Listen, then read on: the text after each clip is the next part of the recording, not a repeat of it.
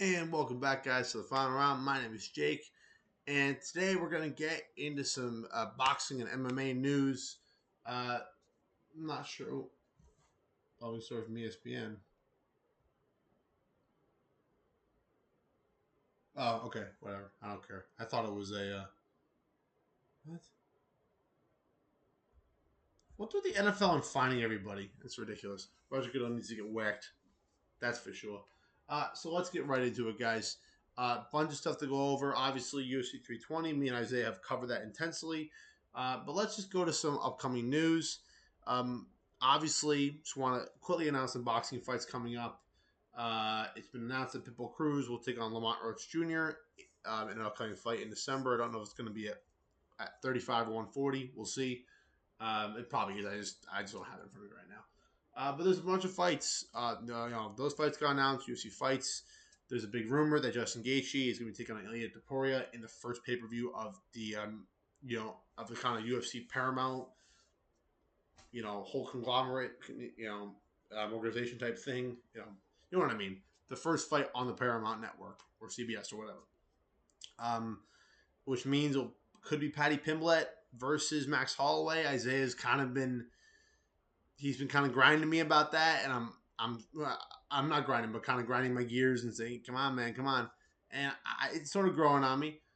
So there's that. There's all this stuff at heavyweight. Will Ox Pereira go up to heavyweight? Who we fight? Who knows? So let's get right into the actual news of what we have. Want to quickly give a quick shout out. Hold on. So I wanted to talk about the on the card that just combat sports card. The bare knuckle fighting champion BKFC had their event this past weekend between Mike Perry and Jeremy Stevens, two former UFC veterans. As you can see, Conor McGregor in the middle, absolute blasted on coke. You can just tell. Look at the guy, hey, come on, Michael, you little fool, yeah. Hey, what are you doing, Michael, you little fool? If you don't fight your gun, yeah, that's my Conor McGregor impression. It's not that good. Eh, how would you like Apturo, Top Turo? Sorry, Giuliano loves that. But yeah, so what's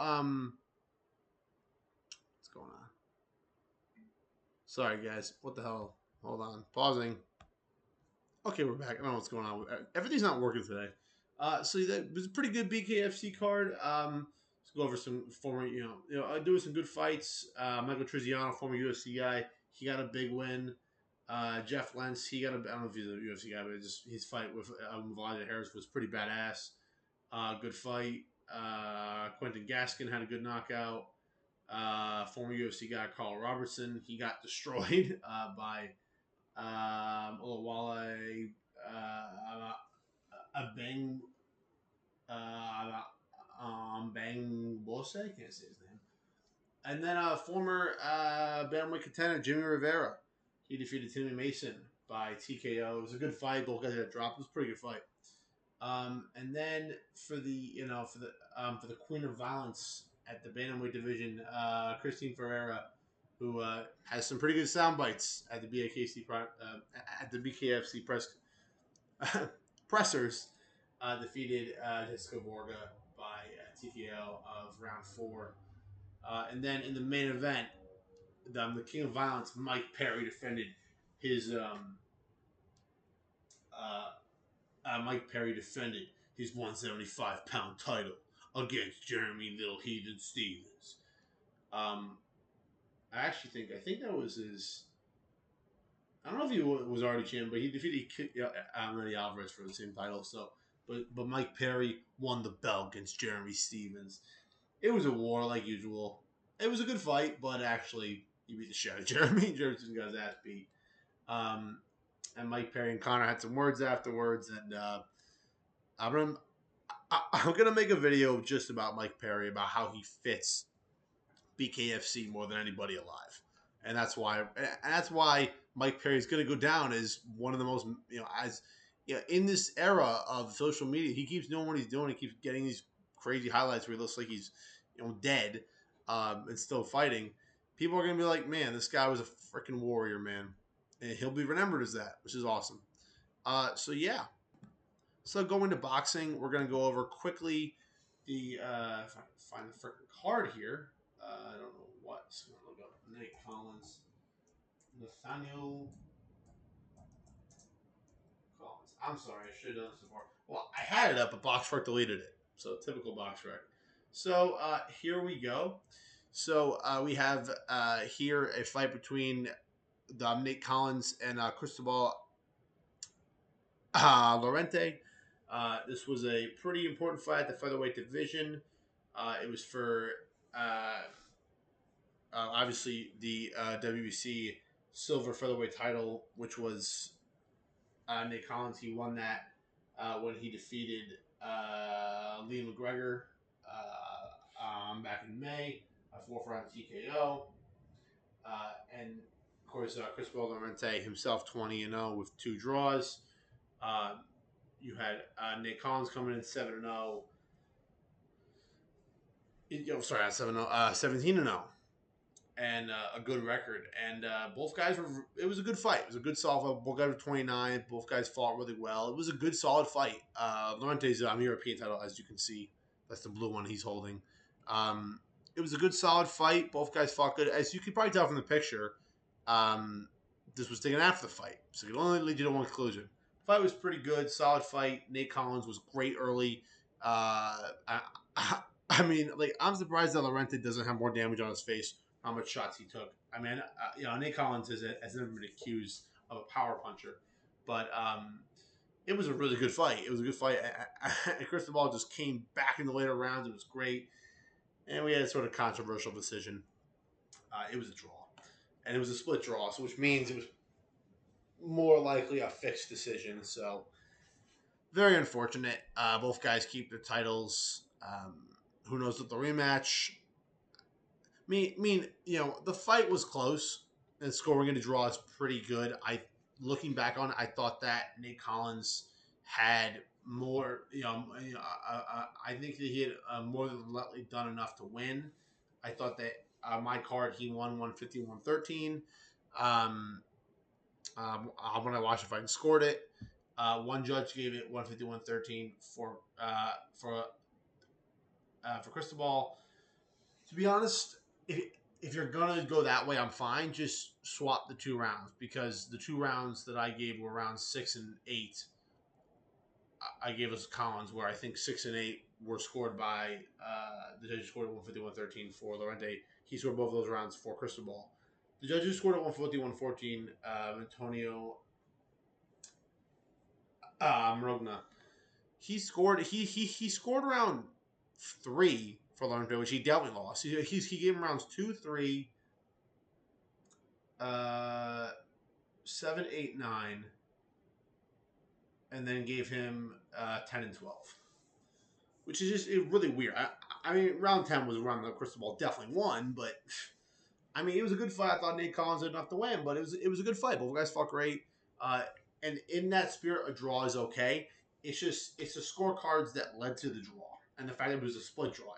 If it was a majority draw, we had 2 judges at 150, 114, it's fine. But to have, as you have it, it's just a little weird. But good fight overall. The card itself was pretty good. Not a lot of massive names on the card of guys who won. I know that it's funny. Steve Collins Jr. Where is Steve Collins? Yeah, Steve Collins Jr. was supposed to get a pretty good cut. He's young. He's 35 and had some losses. He lost to Javier Santana, who was 3-2-2. So really not a good fight. Pretty embarrassing for him. But John Joe Kerrigan got hit. I went his debut. Hold on a second. Sorry about that, guys. Freaking kid, he's calling me. Sorry about that, guys. But yeah, good card. Good, guys gonna win. As I said, John Joe Kerrigan got his debut win. Alex Arthur Jr. got another win. Reese Lynch got a good win. Marcus Sutherland, he continues to improve. Maston Brown got a pretty good win over Paul Keane for the Celtic middleweight title. Willie Hutchinson had a pretty solid win over Mark Jeffers. I thought that Jeffers was actually kind of winning the fight personally. I not winning, but he was doing better than the commentary was saying. But it was a good win by, it was a good win by Willie Hutchison. He hasn't fought in well over a year, so good for him. Regan Glackland was defeated by Louis Doherty for the British lightweight title. Good fight. Doherty stopped him in the 10th. It was a good fight. And then he had the main event between Collins and Cristobal Lorente. So it was a good, solid card. I do just want to go really quick and talk about one more boxing card. This card sort of pissed me off. It was a recent card, and here's how it's not even looked as complete on BoxRec, and I watched it on the Zone, so it's no, I streamed it. I didn't watch it. I'm not paying the Zone crap, so they lowered it in price. Um, there were a lot of fights on this card. BoxRec doesn't have the decisions here, but I watched it, so I know who won. It was a pretty big card in Lagos, Nigeria. It was promoted by Dr. Ezekiel Adamu, pretty known guy in the region. It's called Chaos in the Ring, and I mean, the event itself wasn't great. I mean, the event itself was meh at best, but for a country that doesn't have a lot of boxing or even have any kind of big events on big network, it was a decent, not decently run. It was kind of weird. You know, it was typical for a mid-regional boxing event. So I thought it was all right. I didn't think it was terrible. It wasn't great. The judging was pretty bad. So you had a lot of decent fights. Jesse Vargas got a good win. Mosman Aslan. Let's see. Dan Aziz got a good win. Julian Gabe. Idris Makarami. That was a good fight. And then this fight. Actually, to Isaiah.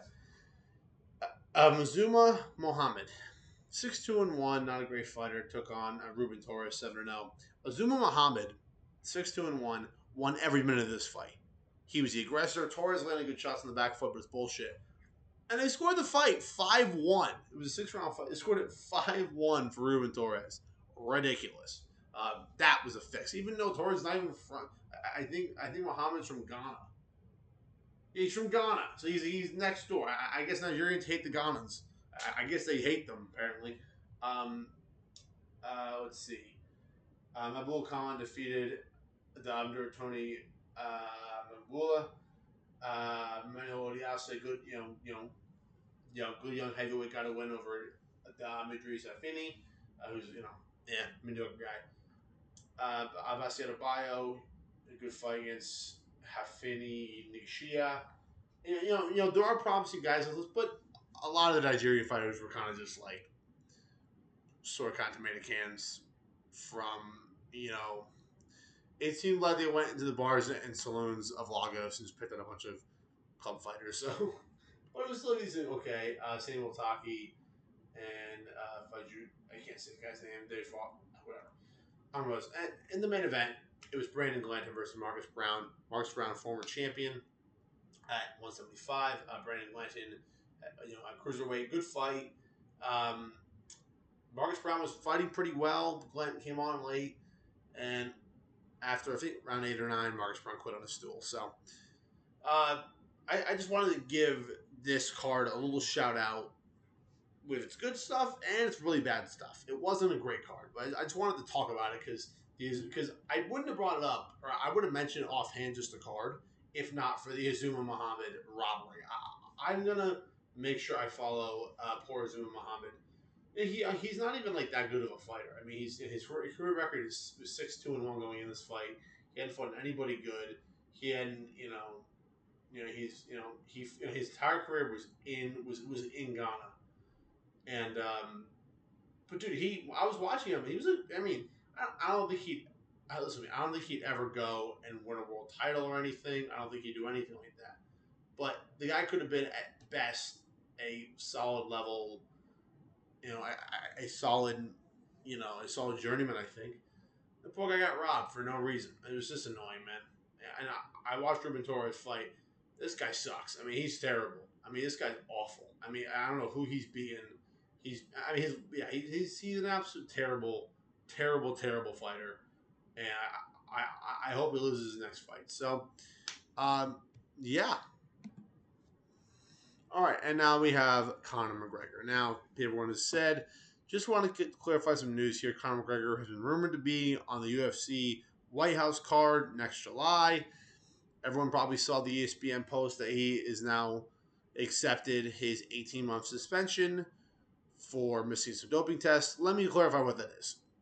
If you've read it, then you know it. But most people go, "Oh my God, he's going to be out for 2 years." No, he is good. He started his sort of non-eligibility or ineligibility back in September of 2024.